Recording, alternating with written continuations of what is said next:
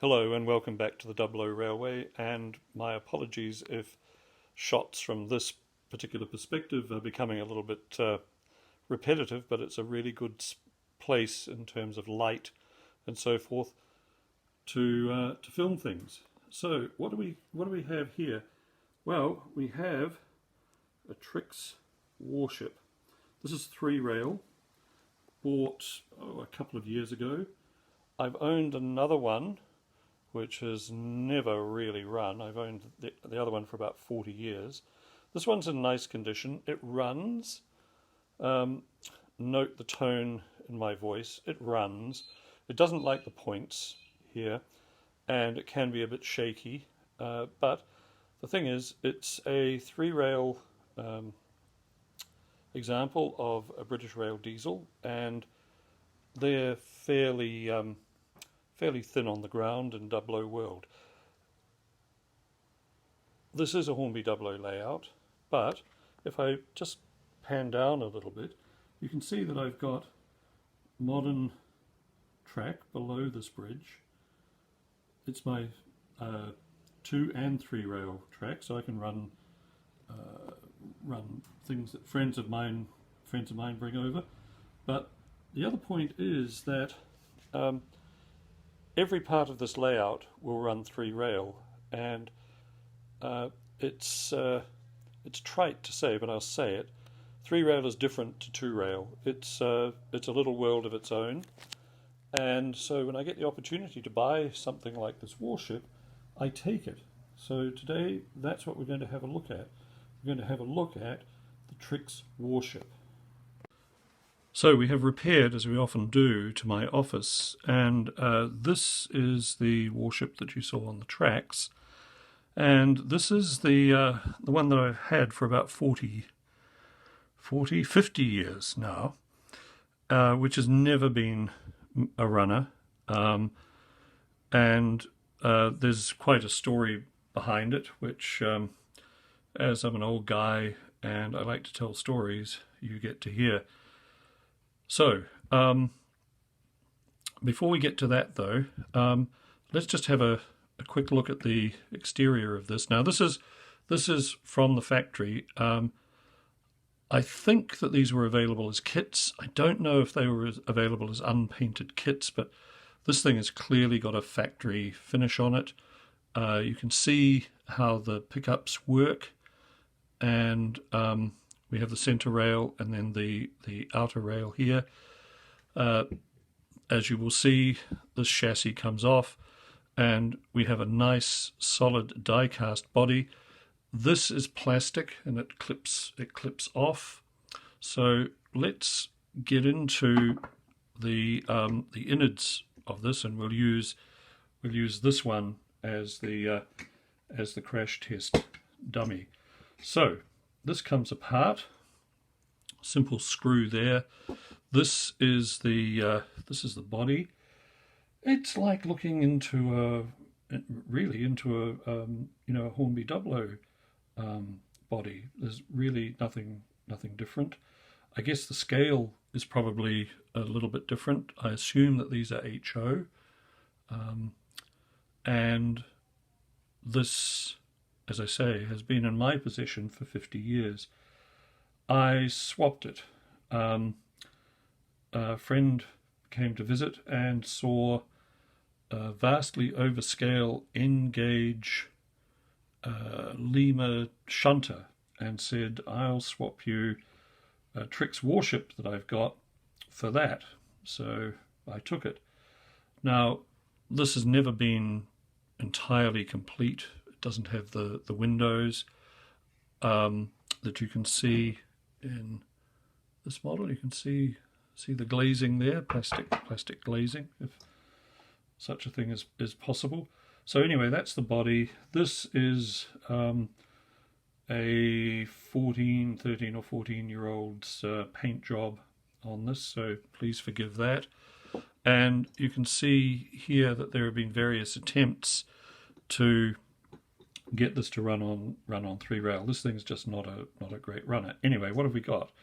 Well, these things have lights in either end. You can see there and there. A very simple rivet affair holds this bogey on. That rivet's long gone. The bogies are nice and solid. The flanges on these are a little big, but not too big. They don't like Hornby Dublo points, but they'll run on the track, the straight and the curved track, all right.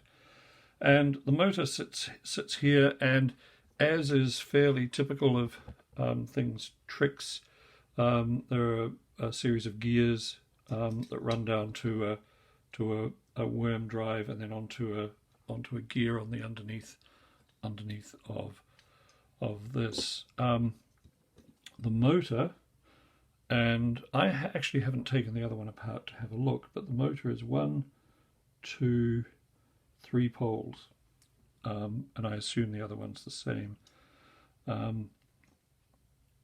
So that's it, a pressed chassis, and these differ substantially from the Trix Western diesels, of which I have an example, a 3-rail example, which we'll have a look at another day. They have a plastic body, plastic chassis, and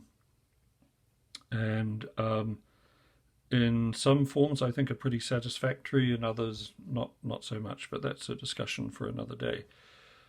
So I've looked out for one of these things over the years in good condition at a reasonable price, and I found this one on eBay a couple of years ago, maybe, as I said.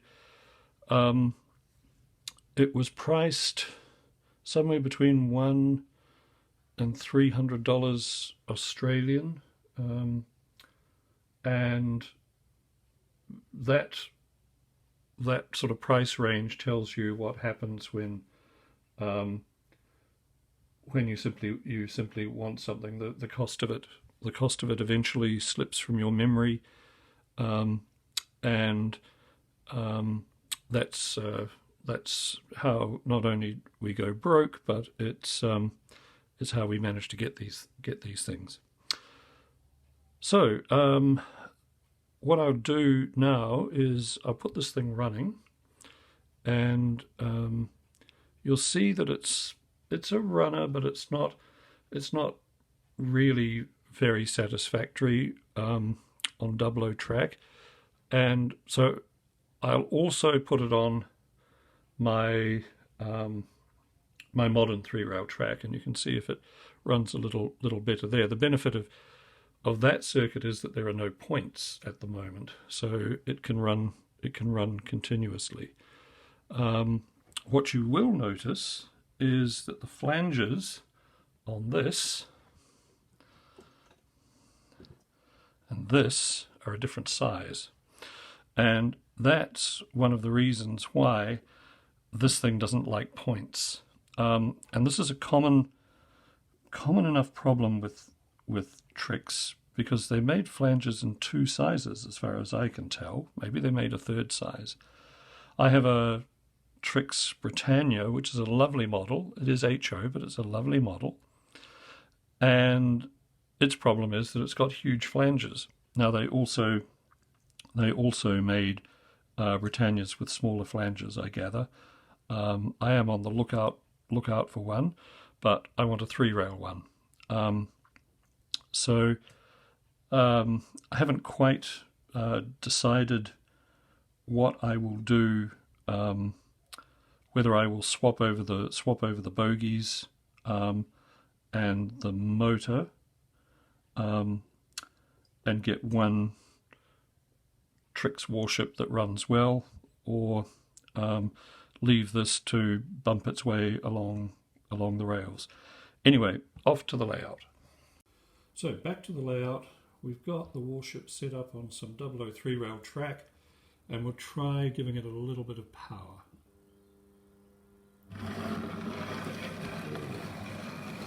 Around the corner. It's not a great runner, as you can see, but note this. I'm hoping that you can see the lights. This has directional lighting. I'm going to run it onto this point and you can see what happens. It rides up on the point. Anyway, we'll put it on some longer pieces of clear track and you can see it run properly. Normally when I'm filming, the big door that you see in the background of this video is open, so there's plenty of lighting. But I'm just trying an experiment with some low-level lighting so that you can see the directional lighting on this warship. So let's try it.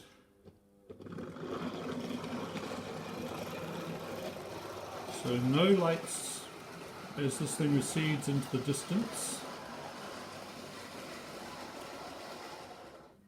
And I'll just bring it back and you'll see the lights come on. There we are. And you'll see how this thing runs. It's pretty wobbly, but it's running, and I think it's a good addition to the layout. We'll put it on the lower level next, and you'll be able to see how it runs on modern track. It's become apparent to me that I'm going to be making a second video on the Trix Warship, but I do want to finish this video by showing you what I meant about the difficulty with the large flanges. And I was going to run this on the modern track. Instead, it's going to be the hand of God, and what I want to catch is the way in which that bumps along. It's hitting the little plastic ties on the top of the sleepers. You can see that there.